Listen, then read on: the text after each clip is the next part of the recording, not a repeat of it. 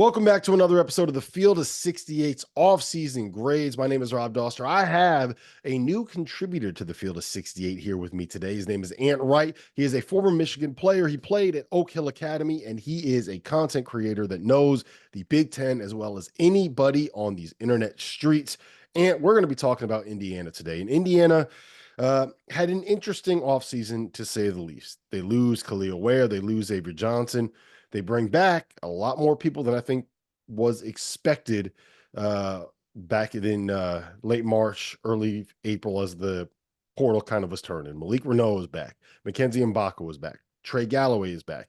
Gabe Cupps is back. And they bring in a whole bunch of really big name transfers. Miles Rice, Umar Ballo, two of what I would say is probably the top 10 transfers in America.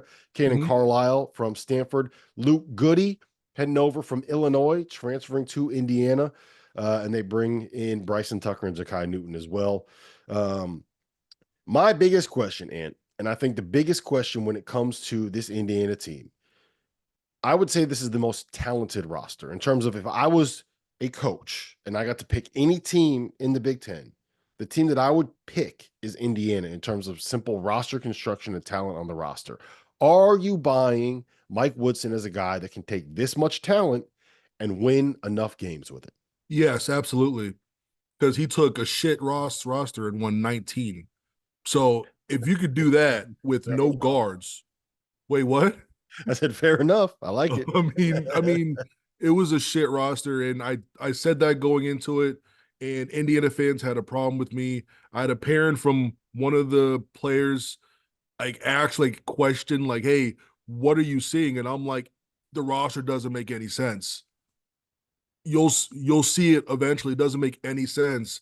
They went in with X and Trey as being the featured guards. What are we doing here? Like, no, that cannot happen. And then you have X kicking people in the nuts, punching people in the throat in actual games. I'm like, what are you doing, bro? And then you got to have Gabe Cupps, who wasn't ready, but you know what? That may get him ready to be a legit backup point guard in this upcoming season.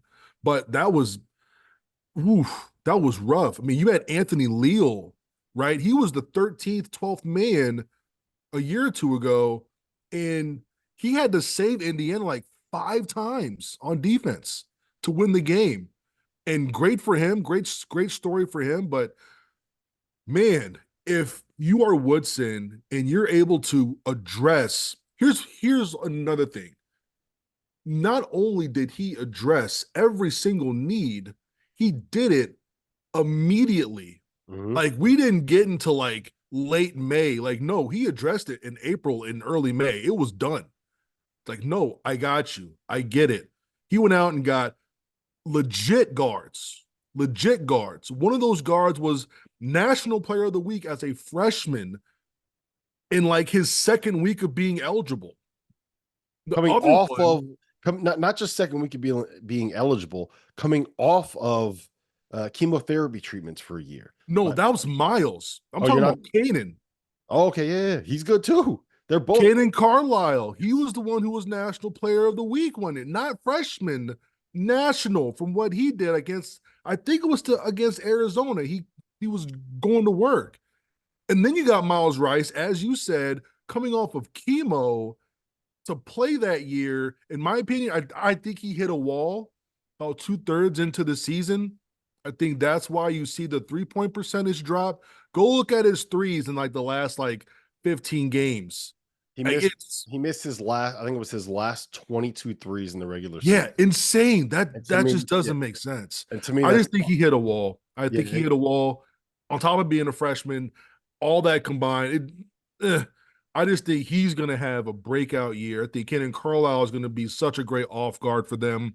I trust it. I think even Bryson Tucker, who I view as being like a point forward, I think he has a chance to get into that backcourt for playing time because it's so crowded around where his natural position is. This team has so much talent, and I think Mike Woodson is a much better coach than a lot of people think. I'm just going to say that much. And the disrespect that he gets is absolutely insane. Yeah, I think absolutely insane. I think he's better than he gets credit for, at least nationally. But I do think that he has to prove it this year, right? Like if we get another Yes. year, like if this team ends up being a 10 seed, then we got to have a real conversation. No excuse for that. Yeah. None. Because No excuse for that. this team isn't in the second weekend of the tournament, and then like we got to have because look, I love Miles Rice. I think Miles Rice has the chance to be an all Big Ten point guard, right? Mhm. I think the only point guard in the Big Ten, and make sure I'm not missing anyone. I think the only point guard in the Big Ten that I would definitively take over him, no questions asked, is Braden Smith. I think you have a conversation with any other point guard in the conference about whether or not I would take Miles Rice over them, right? I think you're exactly right with the Cannon Carlisle. I think bringing in Luke Goody as a guy who could do nothing but just stand out there and make threes and create space is big. Umar Ballo is a guy that just fits in the Big Ten. He's a Big Ten player that was stuck in Arizona and Gonzaga for the last 4 years of his career. Um, I'm very curious to see what Malik Renault and Mackenzie Mbaku can end up being this year. Yeah. My biggest concern is that we're going to see a team that plays 30 to 32 minutes of Renew and Ballo together. I I think, can't do that. I don't yeah, think you can do that. I think Renew's going to be best as a backup five, in my opinion. I think it's going to open up a lot more through the 1 through 4. Put McKenzie at the 4 where he's at naturally. That team was so much better leaving last year when you saw it. When they put McKenzie at the 4 with 3 guards, everything just flowed so much easier. Um, because he's not a three. Like he is a mismatch four at the college yes, level. And I think that if absolutely. you are a mismatch four at the college level, that is a way for Mbako to go from being a talented college basketball player to a guy that teams are going to pick and give some guaranteed money to in the NBA, right? Like Absolutely. that is who he is. He's not a three. He's not a guy that you want running off of screens. He's the guy that you want spacing the floor, attacking the closeout when a big tries to close out him on the perimeter, creating the space for those guys inside. I said this earlier in the offseason. I think the sweet spot for this Indiana team is watching what UConn did the last 2 seasons, right? Where in 2023, it was you got 25 minutes of Adama Sanogo and you got 15 minutes of Donovan Clingan. Last year, it was you got 25 minutes of Donovan Clingan and 15 minutes of Samson Johnson. Because they have 2 5s that are so different in terms of what they do, it allows you to basically run 2 different kinds of offenses and 2 different kinds of defenses. And they're good enough where you just let them go and you don't have to worry about foul trouble. You don't have to worry about them getting tired. You don't have to worry about any of that. You Yep. got 2 5s that are both, I'd say, somewhere in the neighborhood of all Big Ten caliber, right? And just let them both have 20. Let's say you play them together for like 3 or 4 minutes. So you both get 23, 24 minutes of playing as hard as you can. Yep. That right there, that's the sweet spot to me. We'll see if Yeah. Woodson does it. I'm with you there 1000%. I think, as you and Renew is someone who gets into foul trouble all the time. So so like being able to have him play say like 18 minutes at the 5 and then another I don't know like 8 9 minutes at the 4, I think that'll be fine. But like you said, like they're not worried about conserving energy. They're not worried about like, man, I got to play 30 35 minutes. Maybe I don't have to run the court right now as hard as I need to run. They start Yes. holding back. Like, no, you got 20 to 22 minutes to really get to do what you need to do. Just go do it and don't worry about anything else. Yep. If you haven't heard by now, we have partnered with BetMGM Sportsbook. We are going to be using BetMGM lines to make all of our picks, and we'll have special offers for the listeners, the viewers of the Field of 68 throughout the year. If you haven't signed up for BetMGM yet, you can use bonus code FIELD, and you will get up to a $1,500 first bet offer on your first wager with BetMGM. The best part, all you need to do is deposit and bet $10 of your own hard-earned money to be eligible. Here's how you make it work. Download the BetMGM app and sign up using that bonus code FIELD. Deposit at least $10 and place your first wager on any game. and you will receive up to $1,500 in bonus bets if your bet loses. Just make sure that you use that bonus code FIELD when you sign up. BetMGM is going to have some fun offers available throughout the NBA playoffs. Bet insurance tokens, odds boost, and what I love, a nice parlay booster too from time to time, as well as a ridiculous array of player prop bets for any sport that you could possibly imagine betting on. BetMGM is and always will be the king of the prop bet. So go download the BetMGM app, use the bonus code FIELD, and sign up today. And while I've got you, a quick request. The best way to support the Field of 68 content that you get for free is to engage with us. Rate and review the podcast. Like and share the YouTube videos. Tell your friends about us. It all helps in a world where the algorithm is king. And now, back to the show. And I think you'll see success from that. And I think you'll see success individually as well, right?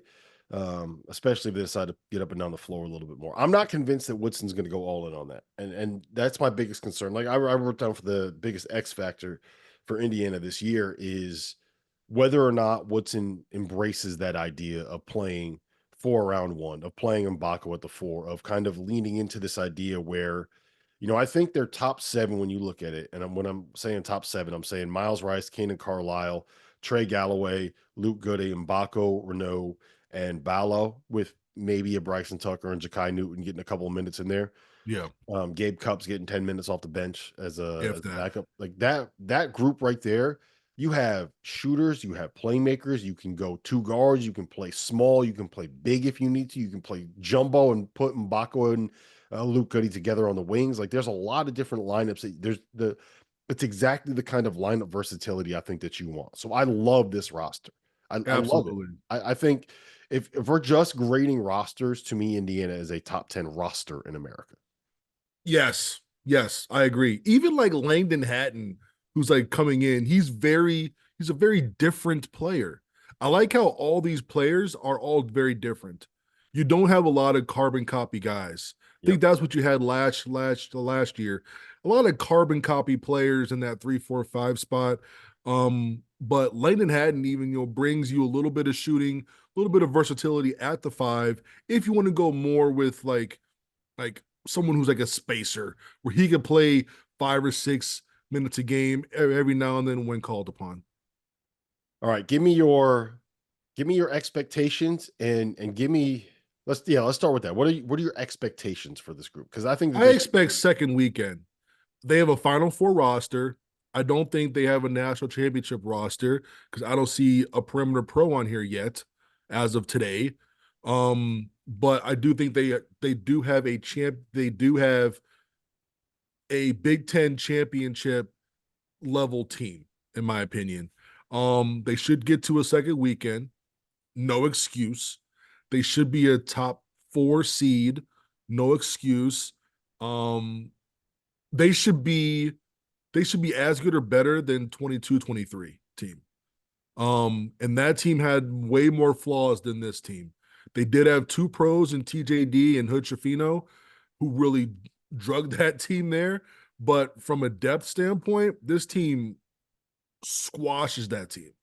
So, and that team was a 4 seed, and they were like number 2 in the Big Ten, and they got to like round of 32 where they lost to Miami. This team can't do that. Like that's got to be the floor for this team. Yeah, Has to be the floor. I think that 4 seed is about what they should be, right? I think that they should be right there in the mix for winning the Big Ten regular season title. I mean, how much more can we rave about the roster that Woodson has put together here? So let me ask you this then: what is the minimum acceptable outcome? Like if let's say they finish fourth in the Big Ten, right? Purdue, Illinois, maybe a UCLA or someone like that ends up finishing above them, finish fourth in the Big Ten, Yeah. win 22 games, you go 22-10 in the regular season, 22-9 in the regular season. You end up as a 6 seed when you get to the second round of the tournament. Like, is that I don't what think so. I don't think that's good enough. I I agree. think if I think if they end up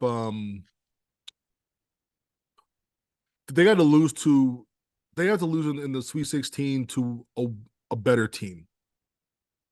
I think that should be acceptable. It's like you just ran into the wrong team Like Illinois last year, probably Final Four team, but ran into Dan Hurley, right? That was their region. Yeah. So I think, it all comes down to matchups, of course, but you got to be able to take care of who you can take care of. Like if the team in front of you is if it's a 4-5 game, you have to win that game. This is a 3-6 game, you have to win that game, right? So if they do fall in that 3-6 range, they're not playing against a team that people consider no like a top 8 team. If you're losing to a not top 8 team, that's just not acceptable. Yeah. And to put yourself in that situation, right? If you end up, let's just say they end up as the 7th seed, right? Then you got to beat a team that's going to be an at-large team in the first round, and then you get a top 8 team in the second round of the tournament, and you got to beat them to get to the second weekend, right? Yeah. The reason why Illinois made the run that they went on is because they got themselves a 3 seed.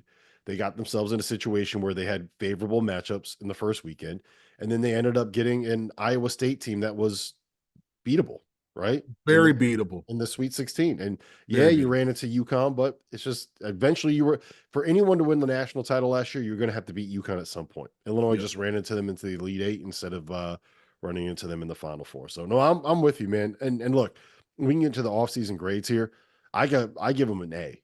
Like straight up borderline A plus. I'm going to give them an A because I don't think it's necessarily perfect, but um, you got your point guard, you got your 5-man, you brought back Renault and Mbako, you brought in some guys like a Luke Goody, like a Carlisle, guys that can play roles. You had a couple of talented youngsters and Tucker and Newton on this team. And I don't know how much better you could have done if you were Indiana this offseason. I think they retained high culture guys, which also goes into it. They retained Anthony Leal, Yep. Trey Galloway, Malik Renew. Like those are high culture guys, right? Those are guys who are the heart and soul of being a Hoosier. And then on top of that, you have uh the guys that you brought in. I've been on record. I said A minus. My only knock, my one knock is that you didn't go out and get a pro. That's my only knock. That's it.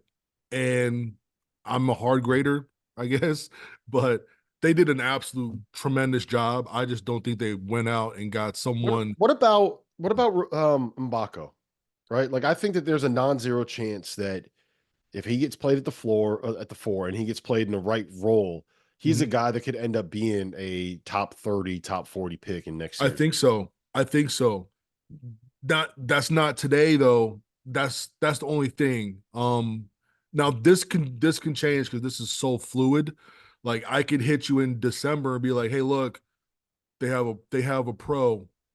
When you have a pro on the perimeter, you are automatically a national championship contending team. Go back in history over the last 40 years. Tell me how many teams that won a national title did not have a pro on the perimeter. Go back and tell me how many. I Every think one of them it's did. I yeah, think every every single single one of one them. of them Yeah. did. Every one of them did. And people last year, they're like, well, Purdue versus UConn. What do you guys think? I'm like, which one has a pro on the perimeter?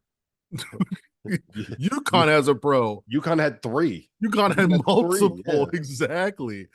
And you could how they were guarding Purdue. No, this is off topic, but the way that they were guarding Purdue, you can't guard a team like that if you have a bunch of pros on offense, and that was the difference. So, um, they got to get some guys who are going to play at that level. Like that's got to be the level. Hey, you want to win a national title? You got to get one or two guys on that roster who are going to play at that level consistently throughout the entire season. Where no matter what, when they get the ball, 99% of the time they're going to be better than the person that is in front of them. Yep. No, I agree. We're on the same page there. Listen, and this has been fun. I'm glad we're on the same. So far, we're 2 for 2. We both agree on the 2 teams that we have done. We have another 43 of these that we're going to record and release over the course of the next 2 months. Appreciate you being here, Ant, and happy to have you here in the field of 68 rotation.